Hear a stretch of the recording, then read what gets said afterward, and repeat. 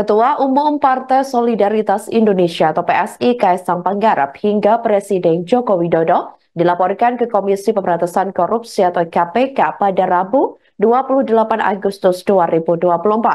Presiden Jokowi dan Kaisang dilaporkan oleh dosen Universitas Negeri Jakarta atau UNJ yakni Ubedillah Badrun. Ubedillah Badrun menjelaskan tujuannya melaporkan Jokowi dan Kaisang ke KPK.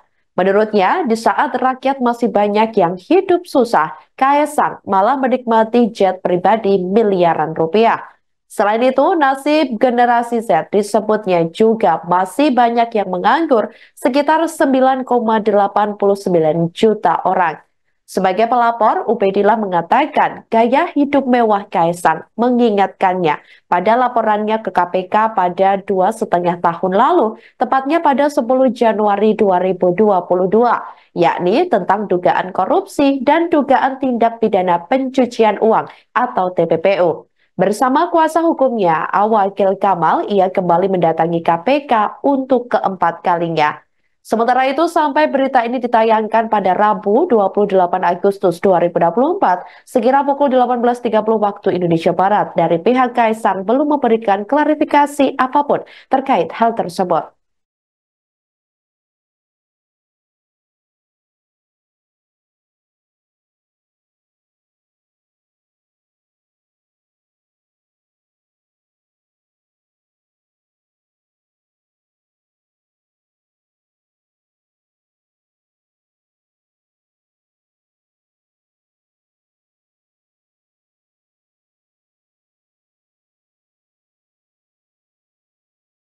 Peristiwa yang tidak wajar atau ada hal yang tidak wajar dalam gaya hidup mewah itu.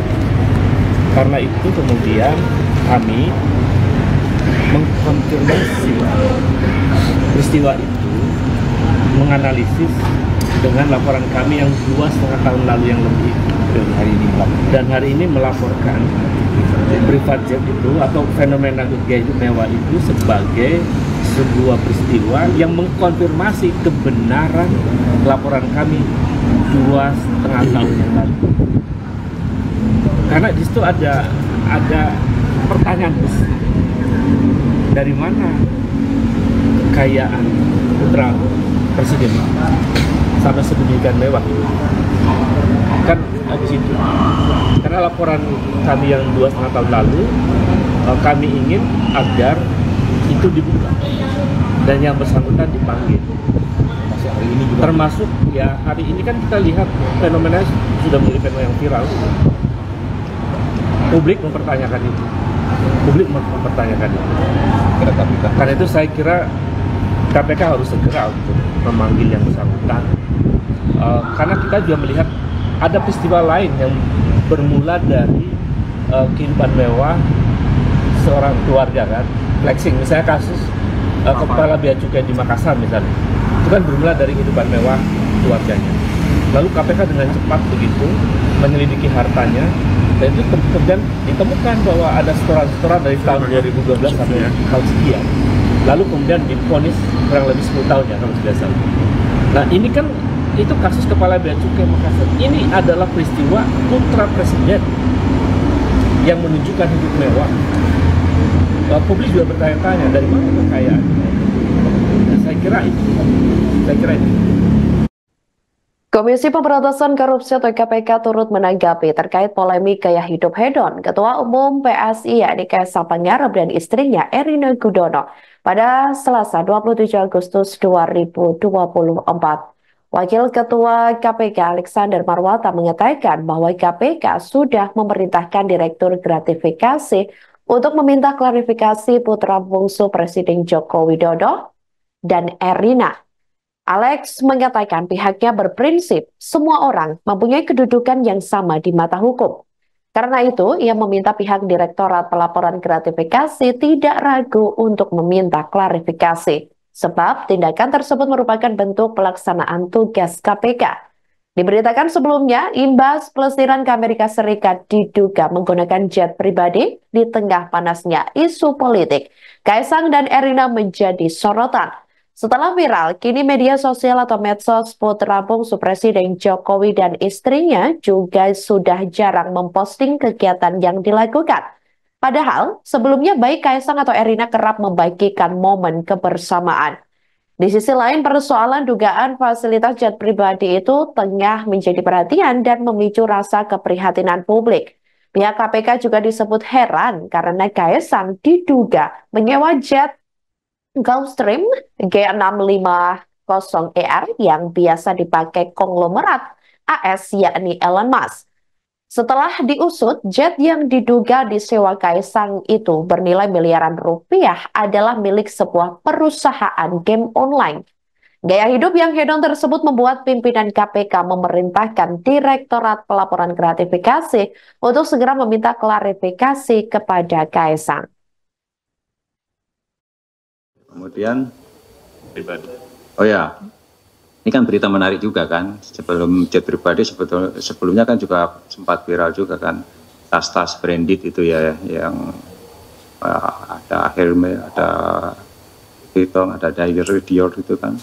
Nah, kita berprinsip ya, semua orang berkedudukan sama di depan hukum kan begitu.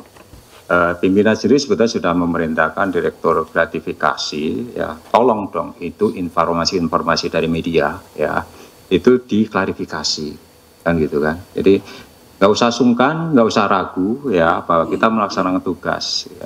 Kalau itu menjadi perhatian publik ya, menjadi keprihatinan publik juga ya, kita juga harus peka juga, kita harus proaktif.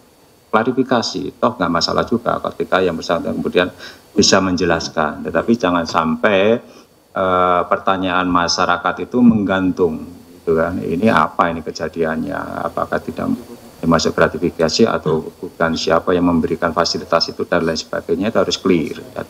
Dan sudah ya memerintahkan Direktorat Gratifikasi dan mungkin juga Direktorat LHKPN karena beberapa ya dari medsos juga yang menyoroti terkait dengan ya tas-tas mewah yang dibawa itu ya, kita perintahkan jalan atau belum ya, nanti kita monitor sama.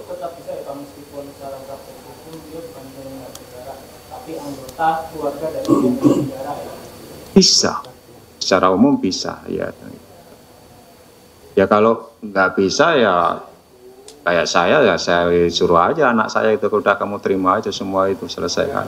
Bukan saya yang melakukan, tuh anak saya kan gitu kan.